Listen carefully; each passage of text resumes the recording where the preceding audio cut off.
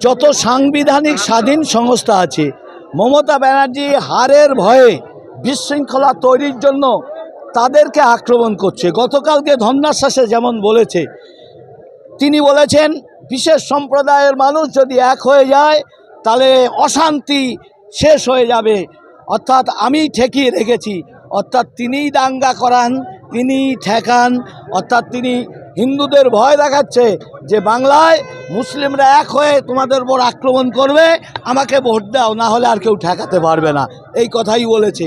আমি তো মনে করি এই বিপজ্জনক কথার পরিপ্রেক্ষিতে সুপ্রিম কোর্টের উচিত তাকে অ্যারেস্ট করে পারমিশন দিয়ে জেলে পুরে এখানে নির্বাচন করা উচিত।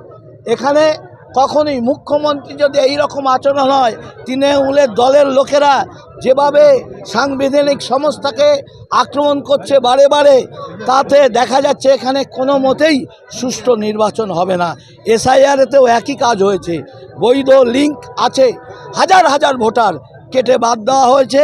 অপরপক্ষে ভুয়ো সার্টিফিকেট দাখিল করে অনেকের বিরুদ্ধে সরাসরি অভিযোগ বাংলাদেশি মুসলিম, তাদেরকেও নাম রেখে দেওয়া হয়েছে। আমি মনে করি এই সব কাজের সঙ্গে যারা যারা জড়িত, সে বিডিও হোক আর অ্যাসিস্ট্যান্ট বিডিও হোক, যেই হোক, তাদেরকে এর অপরাধী স্বীকার করে, কারণ দু একটা ভুল হতে পারে, হাজার হাজার ভোটারের ভুল করেছে ইচ্ছা করে লিঙ্ক আপ থাকতেও, এদের ধরে শাস্তির ব্যবস্থা করলে তবেই সঠিক ভোট হবে এবং ভোটাররা খুশি হবে। আধিকারিক চেঞ্জ হয়েছে, ডিএম, এডিএম, এসডিও, বিডিও প্রায় 400। সেক্ষেত্রে কি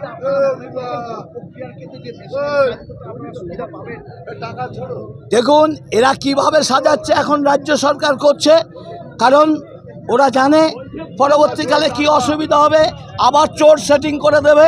অর্থাৎ নির্বাচন কমিশন হঠাৎ যদি করে দেয় তখন তারা আর ঘুঁটি সাজাতে পারবে না, তাই আগের থেকে অল্প দিনে সরিয়ে দিলে কমিশন যাতে আর না সরায়, অর্থাৎ তাদের সেটিং তত্ত্ব একদম ঠিক করে যাতে অবৈধ কাজে যুক্ত হতে পারে তারই ব্যবস্থা পাকাপাকিভাবে করছে। আপনার মঞ্চের পাশেই বয়কট বিজেপি, দেখুন তৃণমূলের কথা কেউ শোনে না, চোরের দল, মানুষ জেনে গেছে, তারা বয়কট লিখতেই পারে, গণতান্ত্রিক অধিকার। আমরাও তৃণমূলের বিরুদ্ধে স্লোগান দিতে পারি, এটা বড় কথা নয়। জনতার হৃদয়ে বসে গেছে। আজকে ভারতীয় জনতা পার্টি মোদিজির নেতৃত্বে দেশের উন্নয়ন করছে, সমস্ত জনতা যেখানে ভোট হচ্ছে ভারতীয় জনতা পার্টি জিতছে। আর অন্য দলগুলো, বিজেপি দেশপ্রেমিক পার্টি, দেশের কথা চিন্তা করে, দেশকে উন্নয়ন করে, তাই তার বিরোধিতা করতে গিয়ে সমস্ত ইন্ডি জোটের দলগুলো দেশ বিরোধিতায় নেমে গেছে, তাই জনতা তাদেরকে দূরে সরিয়ে দিচ্ছে, অর্থাৎ আখেরে লাভ বিজেপিরই হচ্ছে। তাই ওই স্লোগান, ওই বয়কটে আমাদের কিচ্ছু এসে যায় না।